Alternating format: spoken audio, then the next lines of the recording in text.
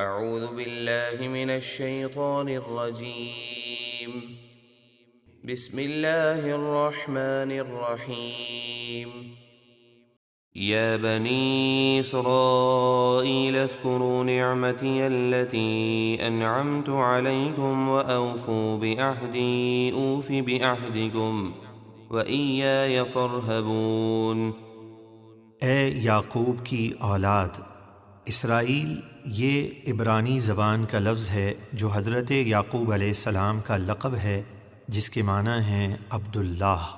میرا وہ احسان یاد کرو جو میں نے تم پر کیا کہ تمہیں فرعونیوں سے نجات دی وغیرہ، اور میری فرما برداری کر کے میرا عہد پورا کرو، میں تمہیں جزا اور ثواب دے کر تمہارا عہد پورا کروں گا، اور خاص مجھ ہی سے ڈرو۔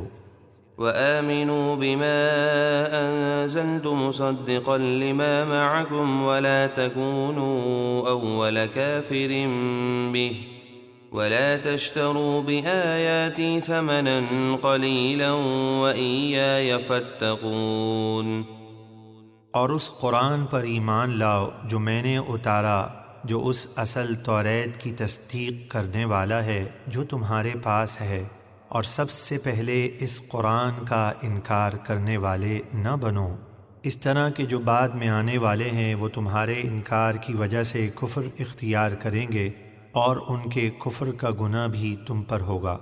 اور میری آیتوں کے بدلے تھوڑی قیمت نہ لو، یعنی دنیا کی لالچ میں آ کر توریت اور انجیل میں جو شان مصطفیٰ علیہ السلام ہے اسے نہ چھپاؤ، اس ڈر سے کہ لوگ مسلمان ہو جائیں گے اور ہمارے مالی معاملات بگڑ جائیں گے، اور خاص مجھ ہی سے ڈرو۔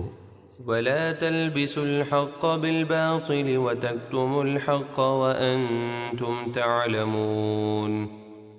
اور حق کو باطل سے نہ ملاؤ اور جان بوجھ کر حق کو نہ چھپاؤ۔ وأقیموا الصلاة وآتوا الزکاة وارکعوا مع الراکعین۔ اور نماز قائم رکھو اور زکوٰۃ دو اور رکوع کرنے والوں کے ساتھ رکوع کرو، یعنی نماز باجماعت ادا کرو۔ أتأمرون الناس بالبر وتنسون أنفسكم وأنتم تتلون الكتاب أفلا تعقلون۔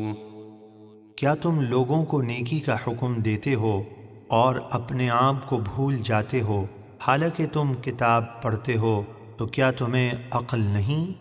واستعینوا بالصبر والصلاة وإنها لكبيرة إلا على الخاشعين الذين يظنون أنهم ملاقو ربهم وأنهم إليه راجعون۔